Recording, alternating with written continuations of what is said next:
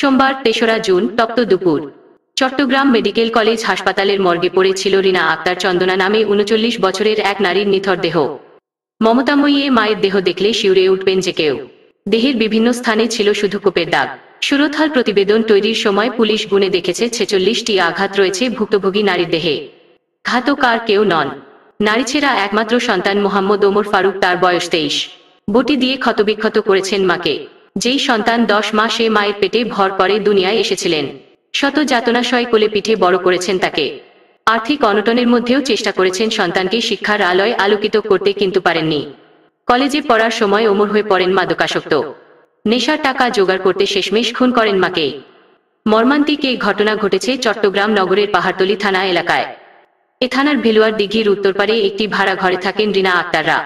তার স্বামী মোহাম্মদ আক্তার হোসেন পেশায় সিএনজি চালিত অটোরিকশা চালক। আরেকজনের মালিকানাধীন অটোরিকশা ভাড়ায় চালিয়ে কোনোমতে জীবিকা নির্বাহ করছিলেন আক্তার হোসেন। ঘটনাটি ঘটে রোববার ২রা জুন দিবাগত রাত ১০টার দিকে। প্রতিদিনের মতো এদিন সকালেও দেরিতে ঘুম থেকে ওঠেন ওমর। মা বাবা দুজনই তাকে ডেকে বোঝান এভাবে জীবন চলে না।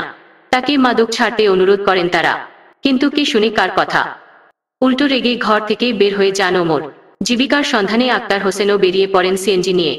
এরপর রাত 10:30টার দিকে অটোরিকশা নিয়ে আক্তার হোসেন দাঁড়িয়েছিলেন নগরীর খুলশী থানার পাঞ্জাবি লেন পুলিশ বিট মোড়ে। তখন তিনি দেখেন বটি হাতে এক তরুণ দৌড়াচ্ছে। পেছনে থেকে তাকে ধাওয়া করছেন স্থানীয়রা। আক্তার খেয়াল করে দেখেন যাকে ধাওয়া করা হচ্ছে সে তারই সন্তান। পরে দৌড়ে গিয়ে জানতে পারেন তার স্ত্রীকে বটি দিয়ে কুপিয়ে পালাচ্ছিলেন ওমর। স্থানীয়রা হাতে নাতে ধরে ফেলেন ওমরকে।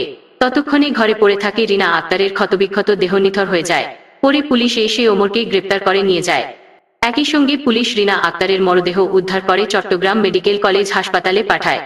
সোমবার দুপুরে চমেক হাসপাতালের মর্গে ময়নাতদন্তের জন্য রিনা আক্তারের মরদেহ কাটছিলেন ডোম। ওই সময় পাহাড়তলী থানা পুলিশ হেফাজতে ছিলেন ওমর। নিয়ম অনুযায়ী তাকে দুপুরের খাবার দেওয়া হয়। পাহাড়তলী জোনের সিনিয়র সহকারী police commissioner AC Mohammad Moinur Rahman বলেন, পুলিশ হেফাজতে ওমর দুপুরের খাবার খেয়েছেন। তাকে দেখে বোঝার উপায় নেই কয়েক ঘন্টা আগে তিনি গর্ভধারিণী মাকে উপর্যুপরি কোপে খুন করেছেন। একেবারেই ফুরফুরে মেজাজে ছিলেন।